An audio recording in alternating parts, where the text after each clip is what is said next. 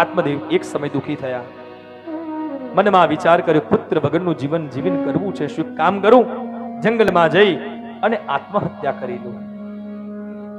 જંગલમાં ગયા છે. જંગલની અંદર એક ઊંડો કૂવો હતો.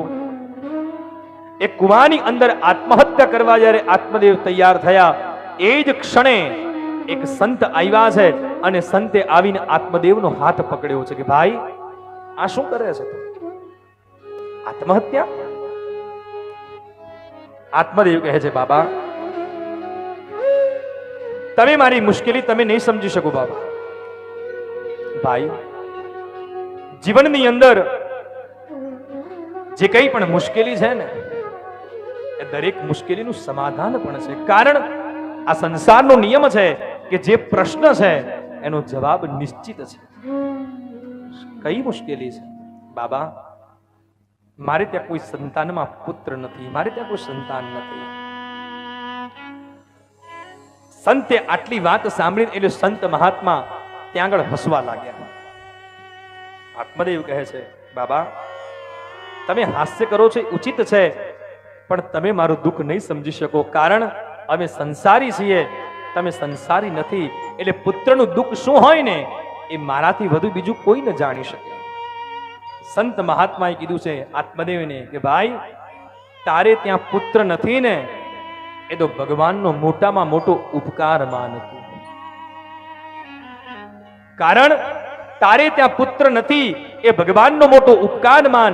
એનું એક જ કારણ છે કે આજના સમાજની અંદર જેને ત્યાં પુત્ર નથી એ તો રડે જ છે. આ કલયુગના સમયની વાત કરું છું.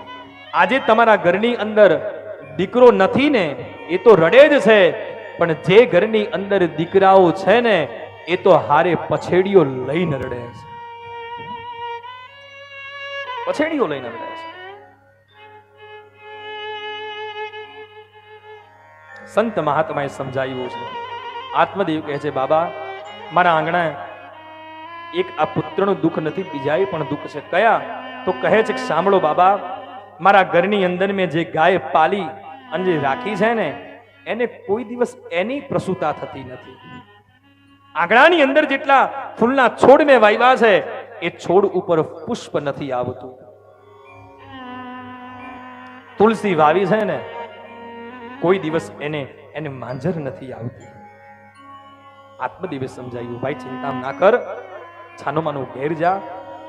આત્મદેવ કહે છે, ના બાબા આજ તો નક્કી કરીને આવ્યો છું અને તમે મને મળ્યા છો, તમે સંત મહાત્મા છો. તમને એક વાત કહું કે તમે જો મને પુત્ર આપી શકતા હોય તો વાત બરાબર, નહીં તો પછી મને મરી જવા દો, મારે મરી જવું છે.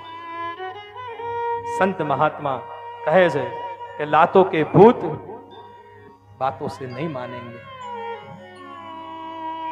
સંત મહાત્માએ પોતાના તપોબળથી હાથની અંદર એક ફળ લીધું છે, આત્મદેવને આપ્યું.